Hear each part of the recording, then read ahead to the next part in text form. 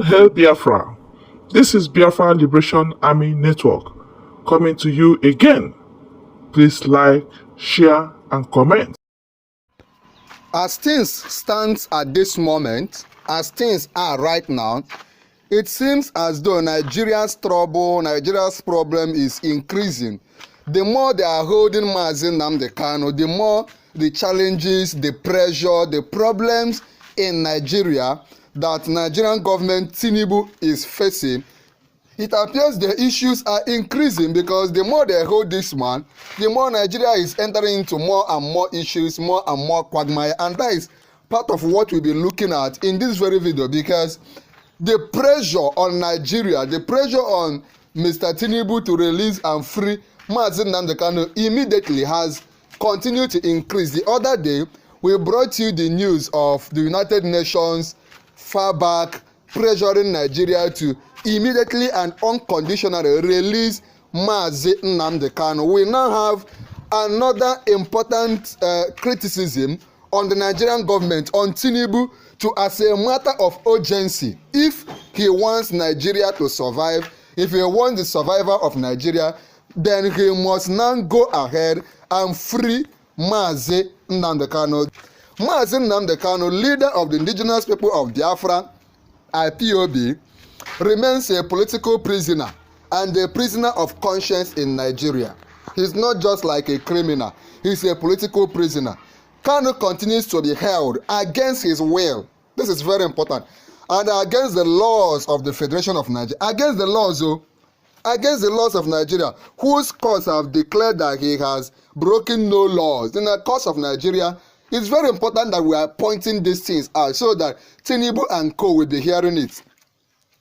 And the world, people watch this our platform from several parts of the world.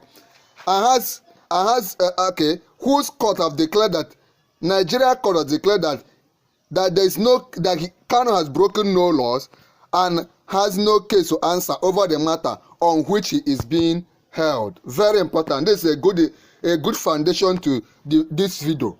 Kanu's continued detention is now no longer a personal matter between Nnamdi Kanu and the federal government of Nigeria. It is now an insult to the Igbos. It is now an insult to Ndi Igbo. That is why the Igbo-speaking part of Nigeria, the people of the southeastern part, the Ndi Igbo, needs to wake up and speak out. I will continue to this day.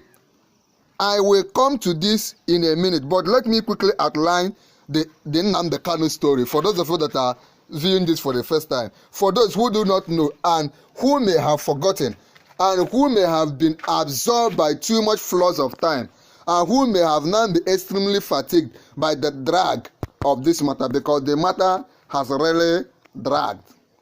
As at 2015, Mazi Nnamdi Kanu was an ordinary Nigerian and actually quite unremarkable. Even back in high school at the government college, Umuahia, where he was my junior by 1 year, that is Mr. Obi Wakama speaking. He was neither remarkable nor did he show any inclination for politics. Folks who were with him in cousin's house, down the very foot of the valley from the hill where my own house, Simpson, stood on the college drive, remember him as a little headstrong and stubborn.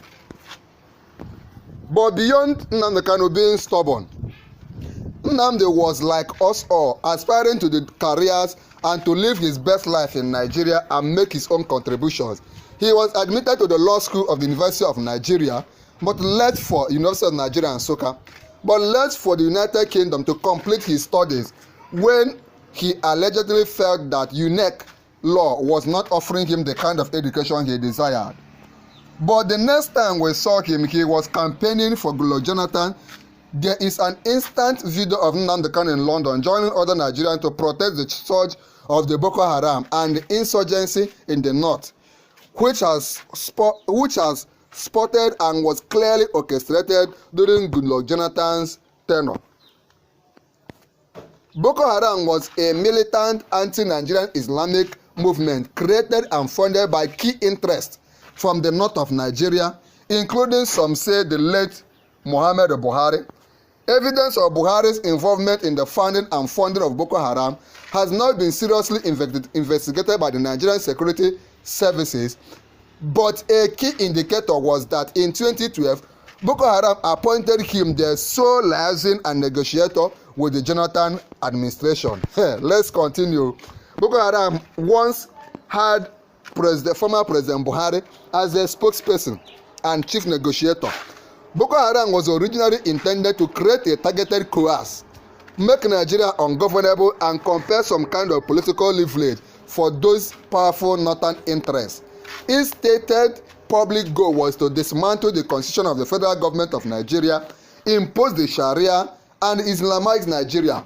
Many Nigerians like Mazi Nnamdi Kanu saw through this anti-Nigerian ploy and protested loudly, arguing as he did in that video that the violence orchestrated by Boko Haram and its sponsors would sadly disintegrate Nigeria.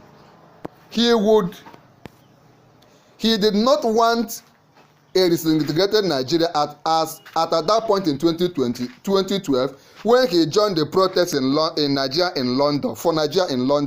Then came the elections in 2015. Muhammadu Buhari's coalition, the APC, using the threat of violence and sectarian uprising, pushed Nigeria to its limit. Muhammadu Buhari himself promised a blood tide if he lost the election, that there will be killings, massacre of innocent civilians. This threat of violence, many Nigerians believe, pushed Jonathan to concede the election in 2015. Let's move on. As he famously said, not a single drop of Nigerian blood was worth his political ambition. That is what Goodluck Jonathan said. In the midst of Jonathan's supporters like Nnamdi Kanu, however, the use of violence and the threat of violence was the cause of Jonathan's thoughtless and cowardly concession, a mistake in the estimate and its rancor. But it also left an important example. Threats can create political leverage in Nigeria. Muhammadu Buhari also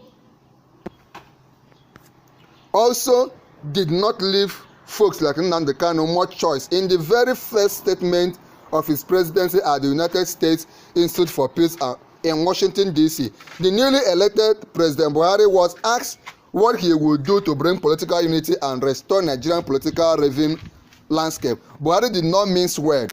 He was not a man who rarely mince words. He was very straight in saying he would discriminate against those who gave him only 5% of the votes. He very clearly triggered a political conflict. His immediate policies were unambiguous. He isolated the Ndi Igbo of the southeast, just as Tinubu continues to do in his policies. The same thing Buhari did, Tinubu is also doing. Buhari was the first president of Nigeria to introduce brazen, discriminatory, and intensely prejudiced policies in the federal government. Of course, Ahmed Tinubu, the current president, also who succeeded Buhari, has taken cronyism, that is his cronies, nepotism, chauvinism, ethnic bias, and favoritism to the next level. But it was all started by Muhammadu Buhari. All these people are from the APC. Remember that a court in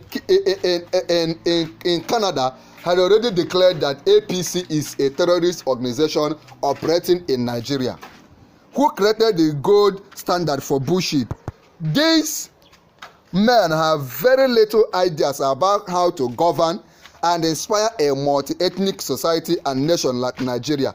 Their provincialism, the fact that they know nothing beyond the Maginot line of regions where they are spawned might be cause, but it has proved to be dangerous for Nigeria. All this ethnicism, nepotism, chauvinism has proved very dangerous for the unity of Nigeria. The political and economic isolation and the brazen and selective discrimination against a very distinct region of Nigeria lends fuel to interminable conflict. That was the basis upon which the IPOB was formed, led by Mazi Nnamdi Kanu. It is very important we get this background. That was the basis upon which IPOB was formed, led by Nnamdi Kanu. The question that must really be asked is, what drove this very active pan-Nigerian advocate, once committed to the indivisibility of Nigeria, to seek secession and self-determination? This is something Nigerians and Nigerian government do not want to answer. The answer is quite simple. Self-interest. It is granted unto man to live free and die. It's an Igbo aphorism. Nnamdi Kanu was born during the civil war in Nigeria. He is a child of war. He was actually first a Biafran citizen before he became Nigerian. Nnamdi Kanu was first a Biafran citizen before he became Nigeria. He was actually first a Biafran citizen before he became Nigeria with the resolution of the conflict in 1970 on the very unambiguous agreement of no victor, no vanquish. We have all read it. We know how it went. But often suffering discrimination, political isolation, and marginalization. Ndị Igbo, regularly targeted by post-war policies, have borne the scar of that war with silent pain. Children born long after the war continue to suffer the consequences. They are getting from federal jobs. Their children have to be triply better to earn a spot in the federal government institutions. They are constantly targeted with violence in the cities in Nigeria where they are settled, like the current situation in Lagos. They will always pull down the houses owned by Ndi Igbo, like when the other time the house owned by a brother to Peter Obi was mowed down in Lagos. The federal government constantly plays posing on Igbo issues and very indirectly support the violence against the Igbos and have offered them very little protection. There is very little federal government presence and infrastructure involvement in the Southeast. There is very little federal government presence or infrastructural investment in the Southeast, and the Igbos are therefore terribly alienated from the Nigerian project. That is, if such a project still exists, because you will go to the north, go to southwest, you will see rail lines, but you cannot see even one in the Southeast. Indeed, to a vast majority of the Igbo, the idea of Nigeria is now and presently a fraud, because Nigeria never acts like any other nation to guarantee the well-being of its citizens and secure their equal right. Of course, they don't treat the Igbos as though they are part and parcel of the Nigerian project. We must move on. This Wakama reporting. Nigeria was an Igbo problem. Nigeria has an Igbo problem. It is a strange love-hate situation. This is the anger, the alienation of the younger Igbo who no longer feel any obligation to or love for Nigeria. Young Igbo, if Ojukwu was Moses, Mazi Nnamdi Kanu has become his Joshua, who would take them to the promised land of prosperity, economic justice, end of discrimination, equality, freedom, and that right implicit in self-determination to chart their own course in a new nation outside of Nigeria, which to them has turned into a zoo. Because if look at what the Igbos are looking for, according to Mazi Wakama, Mazi Nnamdi Kanu, through Mazi Nnamdi Kanu, the Igbos want to get prosperity, which is a human right, economic justice, end of discrimination, equality, freedom. These are things that people shouldn't beg for before they get. We must now move on.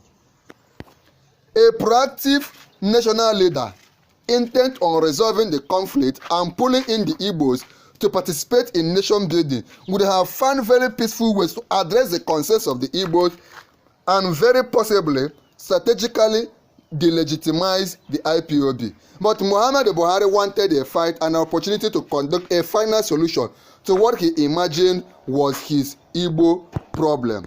That was why they commissioned the Operation Python down. That was why they mowed down, killed, and raped several of our youth. That was why many Igbo families are still crying, because several of their brothers, several of their sons are still missing, are being killed.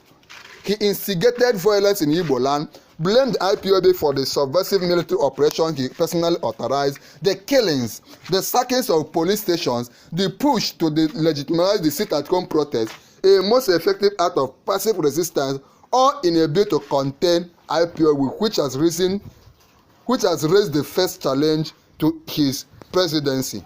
We must move on, because these things are important. We must not forget what happened to us, what happened to Ndi Igbo in a hurry. Things went downhill from here. There, he arrested Nnamdi Kanu, charged him for treason and intimidation. The court released him on bail. While on bail, armed soldiers were sent to raid his home in Afaruku. Nnamdi Kanu escaped to London, from where he engaged in a propaganda war with the federal government using his radio Biafra. This is very important. On a visit to Kenya, that was in 2021, he was kidnapped and rendered by the Nigerian Secret Service and brought home to Nigeria and has been on trial and detention ever since. Fact is, Nnamdi Kanu is not guilty of any crime. Nnamdi Kanu is not guilty of any crime. Please come under the comment on this video and type free Mazi Nnamdi Kanu. Also join our channel, click on join, subscribe, share this video so that the eyes of our people will be opened. The court have said that Nnamdi Kanu is not guilty of any crime. To make his case even more curious, Nnamdi Kanu has never carried or advocated the raising of arms against the Nigerian Republic. He has always insisted on peaceful protests and passive resistance. Yet, we must move on. Yet, those like the Boko Haram who have killed Nigerians and intent on military toppling Nigeria has been tagged repentant and absorbed into the Nigerian armed forces by a Buhari policy. Can you imagine? The Boko Haram people, they don't kill them, they don't send them to prison, they just embrace them, say that they have been repented, give them some money, and also reabsorb them into the Nigerian military forces. Sunday Igboho, the Yoruba secessionist activist, was also given a free ride by Tinubu. Nnamdi Kanu is, just because he is Igbo, the one in jail. The federal government is now engaged in political theater with this trial. Keeping Nnamdi Kanu in jail while others walk free is now a direct insult on the Igbo. Keeping Nnamdi Kanu on trial, how I wish the Igbo governors would have this mindset. The Okigwe, the Hope Uzodimmas, the Peter Mbaz, the Wifrus, right? The Otis, the governors, the Soludos. That's why they will wake up and have this kind of mindset. The federal government is now engaged in political theater with this trial. Keeping Nnamdi Kanu in jail while others work free is now a direct insult to the Igbo, and it needs to stop. Nnamdi Kanu has done no wrong and he must be set free.